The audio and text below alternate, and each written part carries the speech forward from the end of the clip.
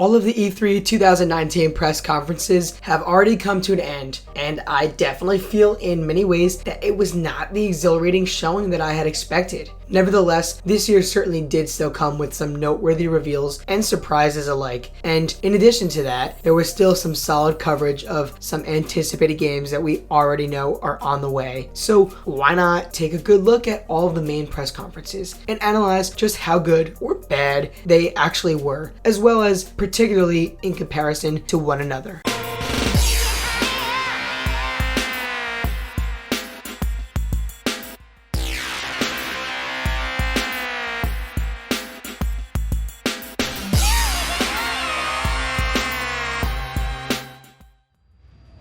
Hey, what's up guys? This is Ramakrishnan here. Welcome to the channel and welcome to hopefully one of at least a few E3 2019 videos. I am disappointed that I didn't personally have the time to be giving proper press conference reviews or even at the very least reactions. I did start this channel right at the beginning of E3 2018 last year, and my first videos were reviews of sorts for each conference, but I still do want to share my thoughts on these ones this year. Moreover, I would like to compare each conference, so I've decided to look at that of Microsoft, Bethesda, Ubisoft, Square Enix, and Nintendo, ranking them from worst to best. Keep in mind that this is entirely subjective, and some of my opinions may be very different from yours. So sit back, enjoy the video, and then leave me your thoughts in the comments below about everything E3 2019.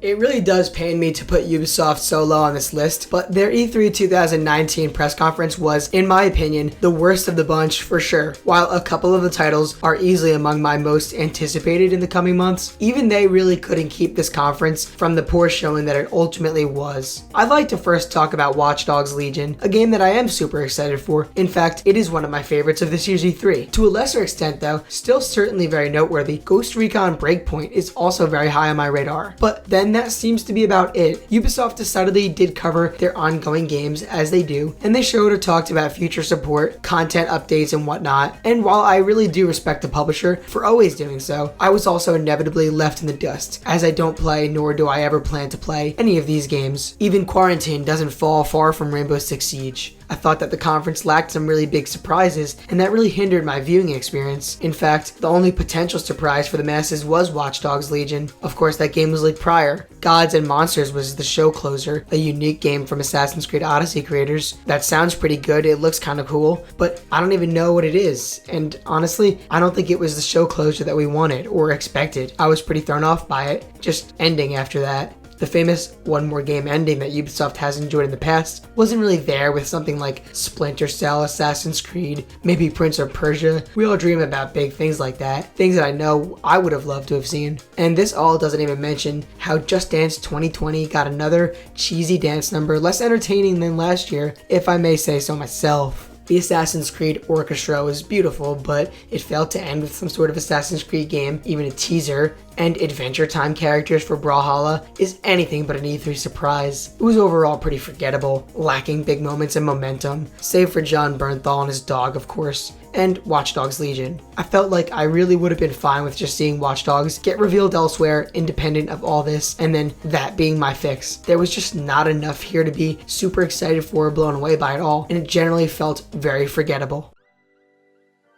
Putting Microsoft's press conference this low hurts maybe even more than Ubisoft for a multitude of reasons. Everything from how their next generation plans have been unfolding to the sheer fact that Sony was entirely absent this year really should have left us with an absolutely stunning conference from the publisher. Yet, somehow, I was pretty underwhelmed upon ending my stream of the Xbox E3 2019 briefing. There were a couple of notable highlights, those of which I'll certainly get to in explaining how this conference was not objectively bad, but I just didn't think that it got me very hyped. And worst of all is that my expectations were very high, and I think that Microsoft made us have those expectations. Last year was amazing for the publisher. We saw Halo Infinite and Gears 5 for the first time, which was incredibly exciting because they were brand new reveals. We also got a bunch of awesome third-party games, including but not limited to Shadow of the Tomb Raider, Just Cause 4, Kingdom Hearts 3, Devil May Cry 5, Battlefield 5, Sekiro Shadows Die Twice, and like I said, even more. The third-party content and first party content alike were all hype, for sure. And they told us about several studio acquisitions as well. And that was the hugest thing. I think that the biggest problem, in all honesty, is that all of these great things, all of that momentum of E3 2018 that Microsoft had, it is behind us. We got those great games released, or we just got them to return again this time. And we only got one more studio acquisition this time around. Not that I expected a bunch more, but regardless, the momentum and hype, like I said, is just behind us. What big third-party titles did we see this year? Well, I think the Outer Worlds looks super cool. I'm actually really more excited now than I was upon its initial reveal. And then obviously Cyberpunk 2077, the game that had stolen the show last year. Cyberpunk 2077 looks great. It's easily one of my most hyped games right now. I'm super impressed with the trailer. It looks amazing. And of course, Keanu Reeves being in the game and then actually coming on stage is an instant historical moment of E3. That was great. Game also got a release date and I am stoked. Otherwise though, I feel like the third-party presence wasn't as epic as I hoped. I mean, Elden Ring from George R.R. Martin and From Software is cool. Very cool for sure, but gameplay would have really been nicer. Titles like Blair Witch and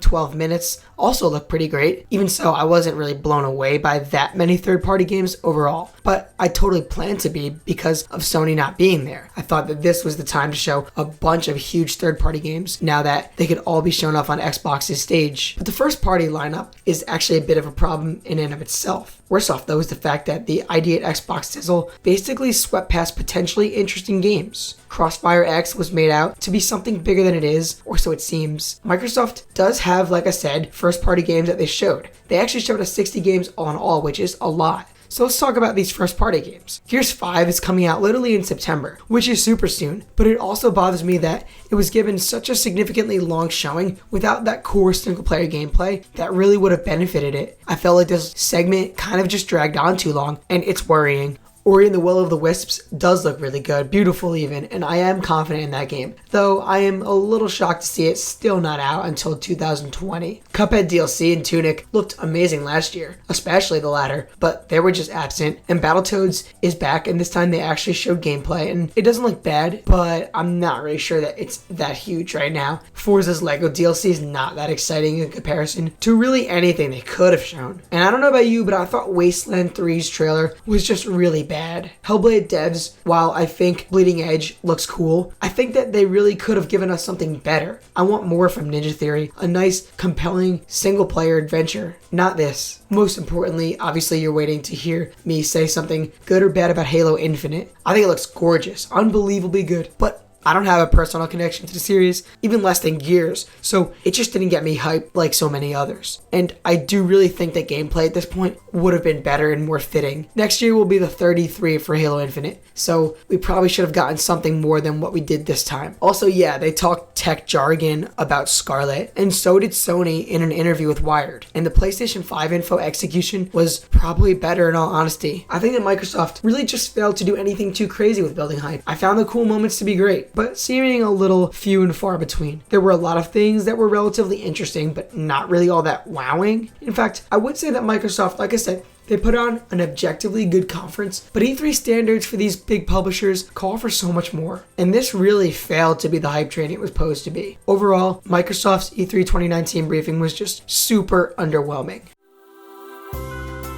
Although many of the more niche RPGs and such out of Square this E3 are definitely not for me, I would say that I was still nevertheless entertained, mainly because of the explosive opening and closing alike. But before I touch on those amazing titles, let me dive into the middle. And in all honesty, without any research, I'd probably forget most of the games shown here, but somehow I still think they did a good job with them. I found that Square's E3 conference was executed really well. I was actually happy to see it go this well, what with them transitioning to a conference over a Nintendo Direct style presentation from last year, one that I actually was pretty disappointed by. I thought that Square Enix did very right with the core of their content. They really didn't just give us flashy CGI, they actually showed a whole lot of gameplay, and that's big. I think that cannot be understated. The fact that we get to see a bunch of games actually being played and what they really look like means a lot. Square also did what any Square fan would want, and they just showed off a lot of titles. originals. Some were remasters, others remakes. But either way, if that publisher's namesake means something to you, I'd say the conference definitely delivered, right? I can't personally say that I'm excited for many of their announced or covered games, save for a couple. But like I said, I really just think it worked, and that's why this is so high on the list. I think that the conference had a fine pace to it. I think that they showed what they needed to show. They covered the big games in the best way possible, and they quickly went through a bunch of games for the people who care, and that is great. So let's start talking about a few. I think Outriders looks really cool. Definitely one of my most anticipated games out of E3, not only just because it's allegedly based on Marvel, but more importantly since it actually comes from devs that understand fun shooters. The title looked kind of dark and gritty, and it looks like really an exciting time. Something that I could actually play with my friends too. So I'm keeping that on my horizon. But of course, let's talk about that opening, because it is just epic. It gives me the chills, and I'm not even a Final Fantasy fan. Final Fantasy VII finally got this proper showing, you know? For a while, we knew this game was coming. We always said, what if it never comes out? And in all honesty, people were concerned it was just going to continuously get delayed. But here it is coming out in the spring next year, and that is super exciting. It was around here and there for some time that we'd finally get this, and they promised us that E3 was the place to be. The game looks absolutely gorgeous and honestly epic. Final Fantasy VII was given a lot of attention, and that is really the best thing they can do. When it comes to E3, sometimes the publisher has to cover one of their big games and go tenfold with it. You know, they have to go all in, and they did that with Final Fantasy VII, and that was a good decision. We got extensive gameplay looking really fun and fresh, reinventing the original PlayStation 1 gameplay. Cutscenes, character models, and overall visuals look absolutely amazing, beautiful, just like super impressive. And hearing the crowd's reactions to every character coming up every time there was cool combat and everything else in between got me feeling the goosebumps. Like I said, I'm not even a Final Fantasy fan. I think it's amazing that we're finally getting this game, and they showed it so much, and that is just really doing a good job on their part. Of course, in addition to Final Fantasy VII, Avengers was also huge, and they promised that they'd be showing it, Marvel's Avengers. And I'm going to be completely honest in saying, sure, I'm a little skeptical. I could see it flopping a bit, but nevertheless, I'm actually super hyped to play this game like you have no idea. I just have good faith in it. Crystal Dynamics and Eidos Montreal are very trustworthy developers, and they make games that I like, and I think they could make a good Marvel game. I also think that Square Enix knows how precious that Marvel brand is today in 2019 and forward, so I really don't think they would let them screw it up. With all that, I can't help but feel it's going to be really good. For starters, they have an awesome voice cast, some of the most prominent in the business, and the art direction actually looks pretty stylish for my taste. I know that people are complaining about character models, but you know what? I just think that they want them to look like actors in the Marvel Cinematic Universe. Of course they're not gonna. They're not those actors. Seems like we got a glimpse of gameplay with it, and that stuff looks really good too. Overall, what is perceived to be the narrative of this title seems like it could be really interesting and fun and maybe even emotional. I think that this game is going to be something that we'll be playing for a while if they do a good job with it. The future content that is supposedly all free with new characters and new stories and whatnot, that could be awesome. It could be a really exciting time because it looks like they're blending that with the core single player story. Overall, I thought that Square really delivered on this press conference, particularly with these two games, Final Fantasy and Avengers. The only real issues that I have were probably the fact that a lot of these games are a bit niche, but just in general, Square Enix gave a solid press conference, one that didn't really feel like it dragged too much, one that covered the grounds of probably like all of their titles coming out soon, whether it be this year or next year, and I think they covered the big ones really well. I thought that they gave a surprisingly good conference.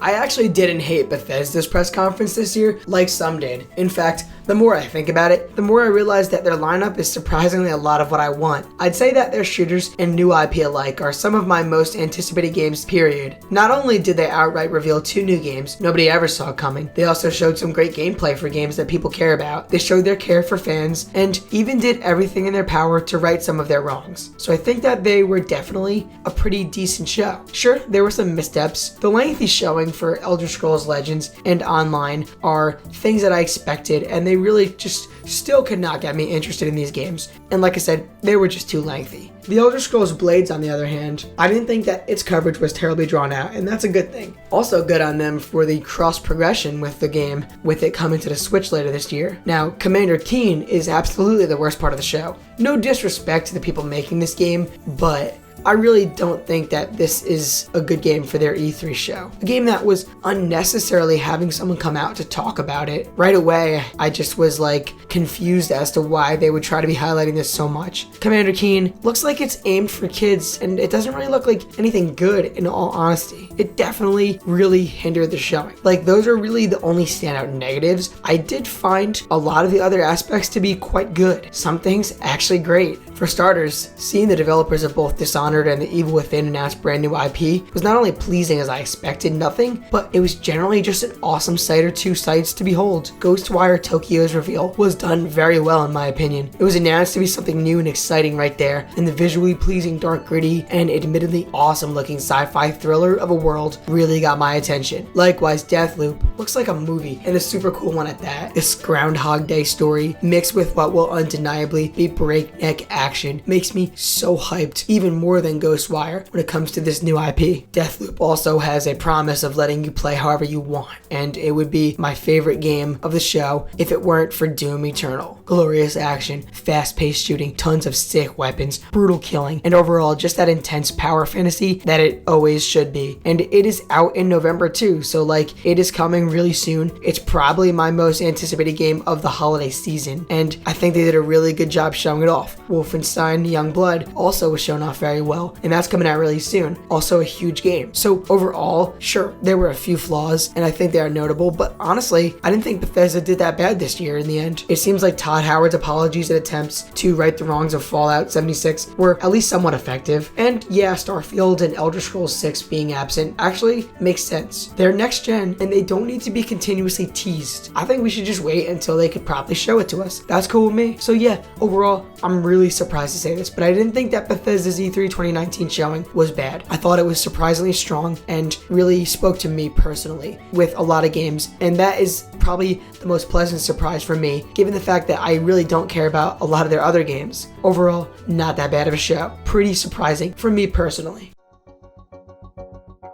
Nintendo's E3 2019 Direct was not perfect, but somehow it felt it in many ways. The publisher, first and foremost, continues to stick to their streamed presentation and doing Nintendo Direct, and that only benefits them. There are no cheesy or cringeworthy moments to worry about for the most part. The presentation gets to be paced well, and I would definitely say that that was the case this year. This E3 Direct was paced super well. It ended in the perfect amount of time. Nothing dragged on. Nothing was super long. It was not 2 hours. It was literally like under an hour. And then after the Direct, we got to go to the treehouse and watch actual gameplay for a bunch of awesome looking games. That is why I love Nintendo this year. They did such a good job with their E3 presentation. They seemed to just fly through games and announcements with ease, and they all looked relatively good for the people who care about them. Like I said, nothing dragged on. One of the only issues that I had with Nintendo last year was how that they focused a little too much on Smash Bros. Even though Super Smash Bros. Ultimate was obviously a huge game for like everyone, I do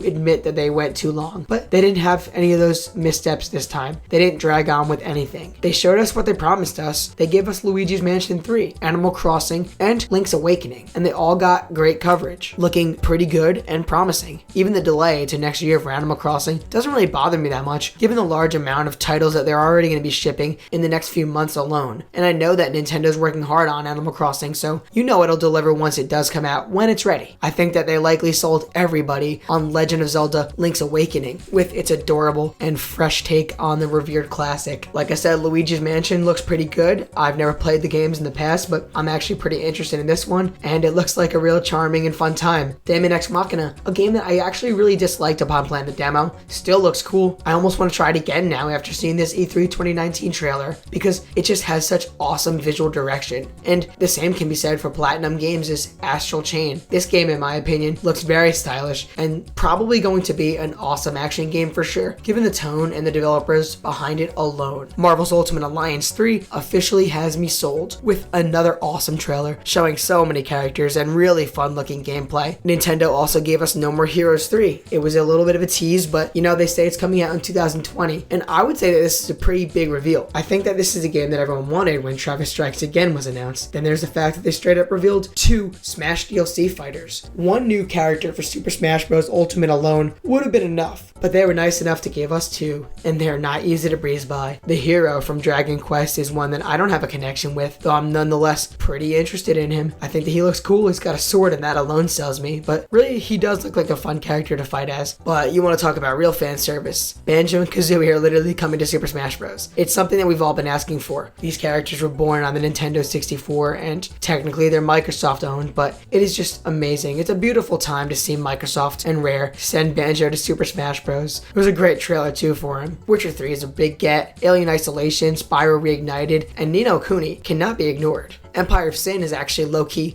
possibly the coolest game on the show. And lastly, Nintendo literally ended their presentation with the hugest surprise of all. Instead of just closing it out, which they could have done, possibly with Banjo and Kazooie, they showed us a teaser for a sequel to Breath of the Wild. Nobody ever expected that, but it is so welcomed and so exciting. And honestly, they showed more in this teaser trailer than they did in Metroid Prime 4, that's for sure. So yeah, overall, Nintendo's conference, though not truly a conference, came with a bunch of great games, trailers, release dates, gameplay, and even some cool surprises. It was short and sweet, but filled to the brim with great content. Nothing ever dragged on. Nothing felt boring. Even the niche stuff that was not for me. It was paced perfectly and really exciting and fun to watch. I think that the Nintendo Switch snapping transition type of thing that they have, which is great for any video about Nintendo stuff, that works so well at just smoothly going from one title to the next. They paced it really well, and it is so good to see how they write these Switch presentations instead of doing live conferences. Nothing ever seems to be that bad in these. Even when you're not interested in a lot of the games, you can't deny that its pacing is just spot on. And like I said, it's short. It was under an hour, and that worked out well. At the Treehouse, also like I had mentioned before, they just showed us a lot of good gameplay. And a lot of these games that they have on the way look awesome. So I'm really excited for the future of the Switch. I'm really happy that Nintendo gave us a solid, smooth presentation. Ultimately, I would say that it is as good as I expected. Probably could be the gold standard of how to properly do a nice E3 conference or presentation in the future.